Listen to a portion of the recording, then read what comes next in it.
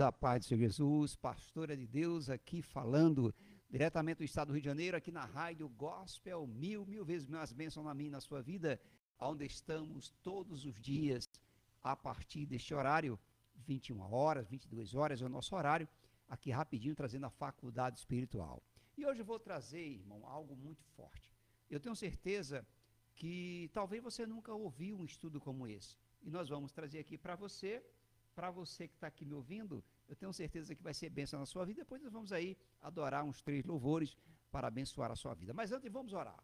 Pai eterno e soberano, obrigado a Deus por este momento.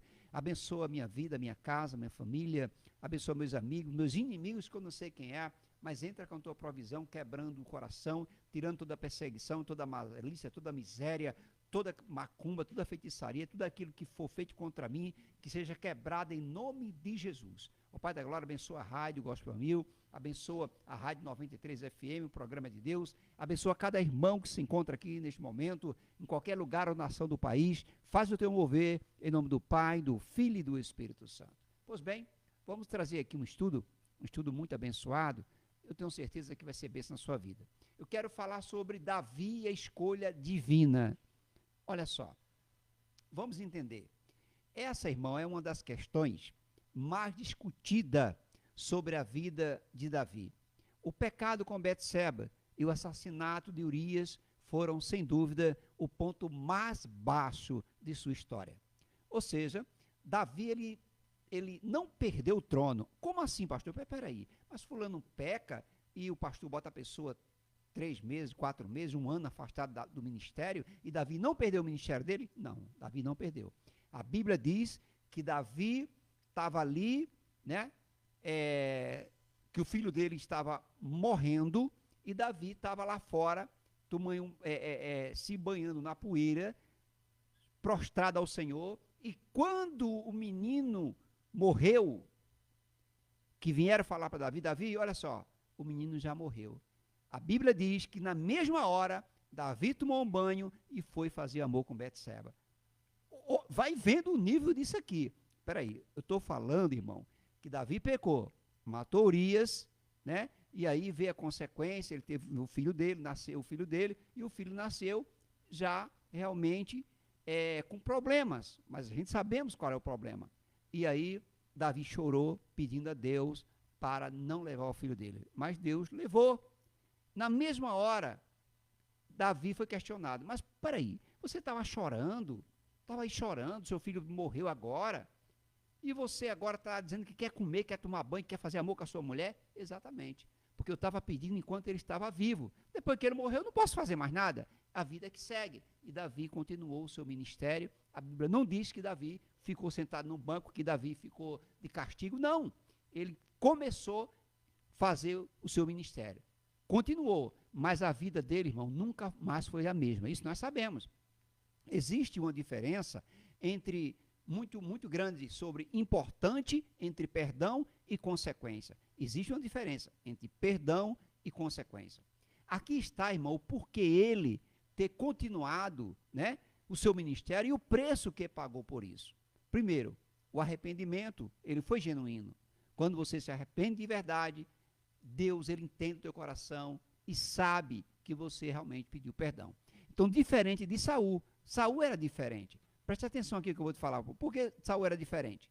Saul, que era rei, né, anterior, que tentava dar desculpa ou culpar os outros quando errava. Davi, não. Ele assumiu a culpa imediatamente e quando o profeta Natan o confrontou, Davi disse apenas, pequei contra o Senhor. Está em 2 Samuel, capítulo 12, versículo 13. Deu para entender isso aqui? Davi disse, olha, eu pequei contra o Senhor.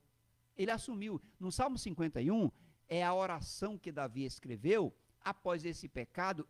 Nele, vemos que Davi não estava preocupado em manter o cargo. Claro que não. Ele não se preocupava com isso, em manter o seu ministério. Mas ele não queria era perder a presença de Deus. Então, você que está me ouvindo aqui agora, o importante não é cargo. O importante é não perder a presença de Deus. Talvez eu estou falando com você aqui agora e você está passando por um processo, mas acredite, não queira perder a presença de Deus. ok? Então não me expulse da tua presença. Essa foi a palavra de Davi. Nem retire de mim o teu espírito. Essa foi a ação de Davi. Agora, preste atenção aqui. A diferença entre Davi e Saul é muito grande. Muitos perguntam, por que Saul perdeu o reino por um erro menor e Davi continuou o reino?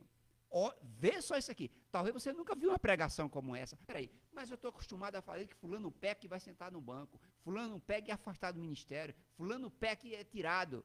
Por que com Davi não foi? Deu para entender isso aqui? Então a diferença de Davi para Saul, que eu quero dizer aqui, Saul, por um caso menor do que Davi, perdeu o reino, perdeu o trono. Mas por que Davi fez um caso maior?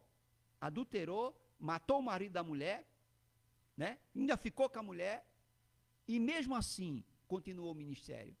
Porque é diferente. Saul, ele rejeitou a palavra de Deus e se preocupava mais com a sua imagem perante o povo. Já Davi amava a Deus profundamente.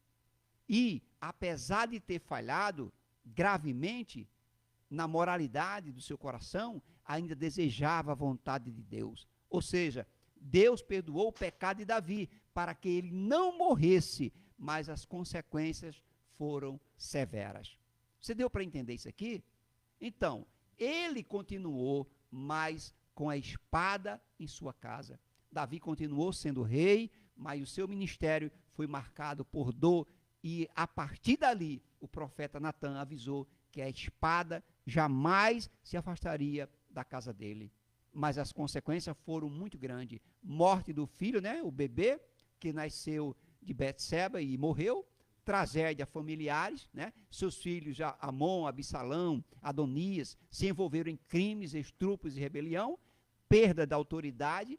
Davi teve que fugir do próprio filho, Absalão, que tentou tomar o seu reino. Olha só. E também a aliança de Deus. Deus havia feito uma promessa a Davi de que a linhagem dele seria eterna. 2 Samuel capítulo 7. Deus manteve Davi no trono, não porque ele merecia, mas por causa da fidelidade da promessa de Deus. Então eu quero dizer para você agora, você que passa por algo, você precisa estar fiel à promessa do Senhor. Então foi dessa linhagem que séculos depois nasceu Jesus. Deu para entender isso aqui? Que você possa me acompanhar todas as noites aqui na Rádio Gospel 1000. E que se você gostou do nosso estudo, me siga, participe conosco. É muito bom você estar aqui. Que Deus abençoe, que Deus fale no teu coração. E eu tenho certeza que algo ficou na sua mente e um estudo como esse você jamais tinha alcançado. Que Deus abençoe e agora vamos louvar ao Senhor.